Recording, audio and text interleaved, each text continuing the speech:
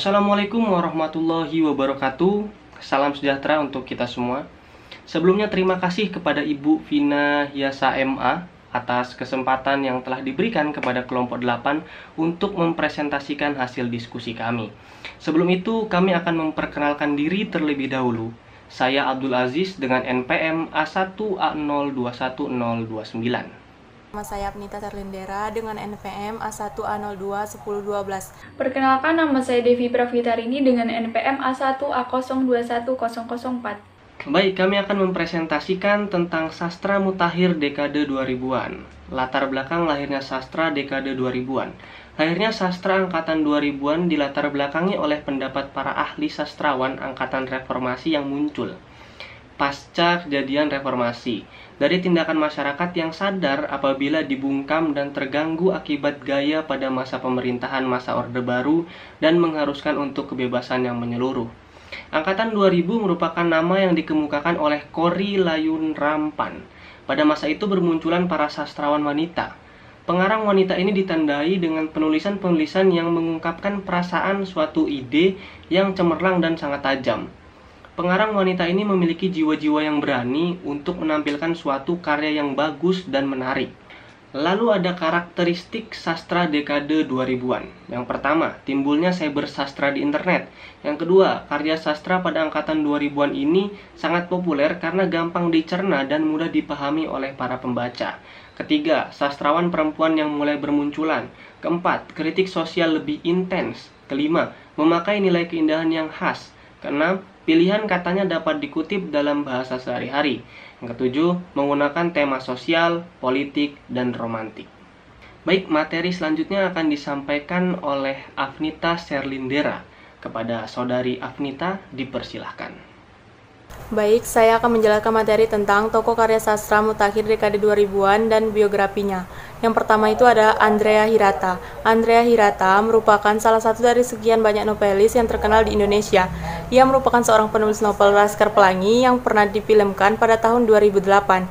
Andrea Hirata lahir pada 24 Oktober 1967 di sebuah desa terpelosok di Pulau Belitung.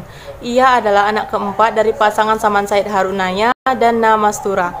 Kedua orang tuanya itu memberi nama lahir pada anaknya dengan nama Akil Barak Badrudin Saman Said.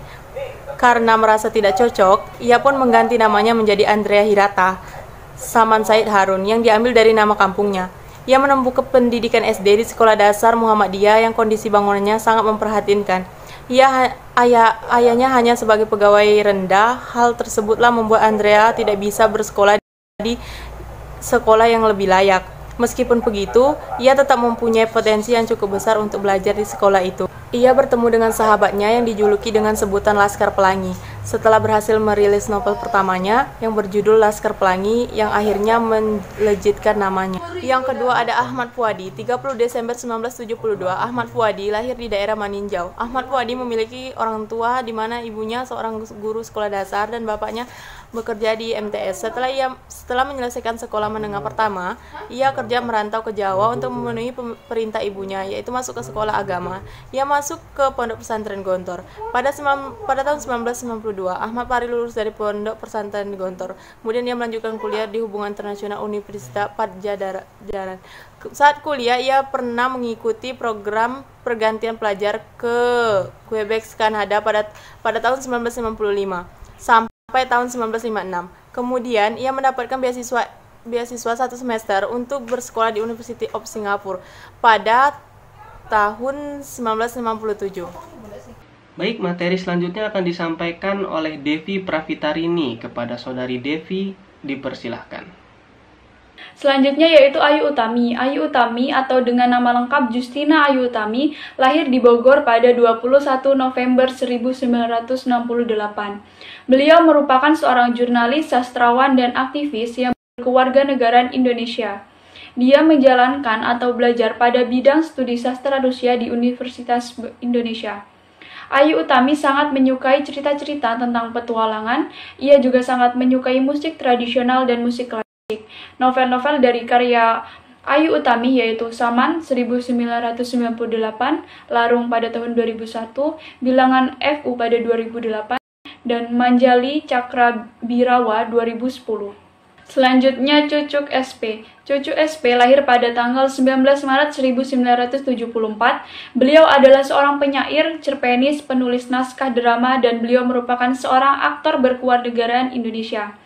Dia menekuni pada bagian seniman yang akhirnya sukses menciptakan teater KPI atau Kopi Hitam Indonesia. Cucuk SP memiliki banyak karya, diantaranya Para Pejabat pada tahun 1995, Monolog Sang Penari pada tahun 1997, dan Bukan Mimpi Buruk pada tahun 1998. Yang terakhir yaitu Dewi Lestari. Dewi Lestari lahir pada 20 Januari 1976.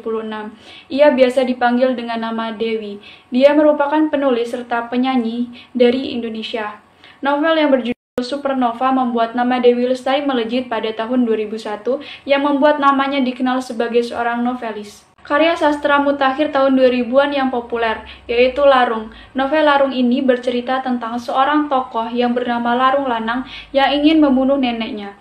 Neneknya adalah orang yang mampu melihat aura dan menyaksikan kekuasaan bukan dari dunia manusia, melainkan dari alam gaib yang syirik. Tubuh neneknya penuh dengan susuk, hatinya berisi japa-japa dan pikirannya hanya mantra. Neneknya bernama Anjani, ibunya lah yang menginginkan Larung membunuh neneknya. Larung mencari rahasia neneknya agar bisa mengeluarkan jampi-jampi dari tubuhnya, dan akhirnya Larung bisa menemukan dokumen yang memberinya petunjuk mengenai sejarah neneknya, dan petunjuk itu untuk membunuh neneknya. Setelah perjalanan selesai, akhirnya neneknya meninggal. Karya sastra selanjutnya yaitu Negeri Lima Menara. Novel Negeri Lima Menara ini bercerita tentang kehidupan 6 santri dari 6 daerah yang berbeda untuk menuntut ilmu di Pondok Madani yang berada di Ponorogo, Jawa Timur, yang jauh dari rumah mereka, dan akhirnya mereka berhasil mewujudkan impian dan menggapai jendela dunia.